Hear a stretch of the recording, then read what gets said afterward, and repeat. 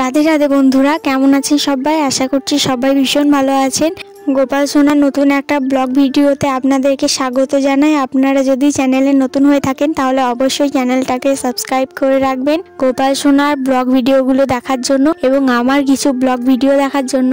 আর আমি সকালবেলা গাছে থেকে ফুলগুলোকে তুলে নিচ্ছি। ওদিকে জবা ফুল তুলে নিলাম আর এদিকে অপরাজিতা ফুল তুলে নিলাম। স্নান করে ঠাকুর ঘরে চলে এলাম গোপাল সোনাকে স্নান করাবো। তার জন্য গোপাল সোনার স্নানের জলে আমি দিয়ে দিচ্ছি কিছু ফুল, তুলসী পাতা, আর এই জলটা দিয়ে গোপাল সোনাকে স্নান করাবো। এইদিকে দেখুন গোপাল সোনা বসে রয়েছে, তাকে স্নান করাবো। তার জন্য স্নানের পাত্রতে তাকে বসিয়ে দিলাম। এই পাত্রটাতে আমি গোপাল সোনাকে স্নান করাই বেশিরভাগ দিন।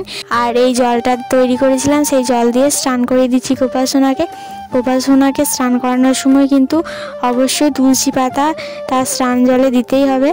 গোপাল সোনাকে যে জলটা দিয়ে স্নান করালাম সেই জলটা আমি স্নানের পর কোথায় ফেলে দিচ্ছি সেটা আপনাদের সঙ্গে শেয়ার করব এবং আপনারাও আমার মতো এভাবেই গোপাল সোনার স্নান জলটা ফেলে দিতে পারেন, যে কোনো জায়গায় না ফেলে। তো এখন তো গোপাল সোনাকে স্নান করিয়ে দিলাম, এবার গোপাল সোনাকে জামাটা পরিয়ে দেবো। তাকে আজকে কি জামা পরাচ্ছি চলুন আপনাদের সঙ্গে একটু শেয়ার করি। প্রত্যেক দিন যে জামাগুলো গোপাল সোনাকে আমি পরাই সেই জামাগুলো আজকে পরিয়ে দিচ্ছি। এই যে এই জামাটা পরিয়ে দিচ্ছি গোপাল সোনাকে। এই জামাগুলো গোপাল সোনাকে পরতে খুব ভালো লাগে আর পরালেও বেশ ভালো লাগে দেখতে।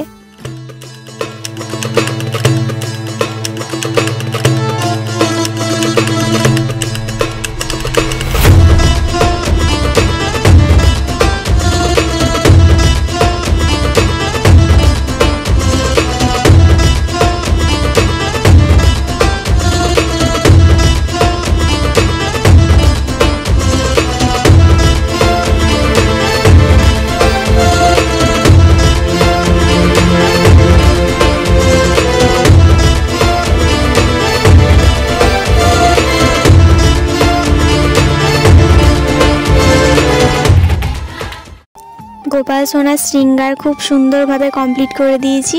আর এখন গোপাল সোনার আমি ফুল দিয়ে খুব সুন্দরভাবে শৃঙ্গার করে দিচ্ছি। ফুল দিয়ে পুজো করে নিলাম গোপাল সোনার। এদিকে সকল দেবদেবীর পুজো করে নিয়েছি। এদিকে রয়েছে মহাদেব, এদিকে আমার গোপাল সোনা রয়েছে, আর তার উপরে রয়েছে কিছু পিকচার।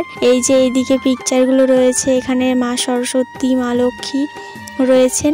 আর এদিকে গোপাল সোনার স্নানের জলটা আমি এখন ফেলে দিতে যাচ্ছি। কোথায় ফেলছি চলুন আপনাদের একটু দেখাই।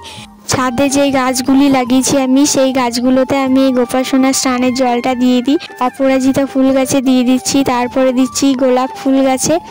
আর গোপাল সোনার যে জামা পরিষ্কার করে রেখেছি শুধু জলে, সেই জলটাকেও আমি এই অপরাজিতা ফুল গাছে, গোলাপ ফুল গাছে, তুলসী গাছে, সব গাছে আমি দিয়ে দিই এই জলগুলোকে।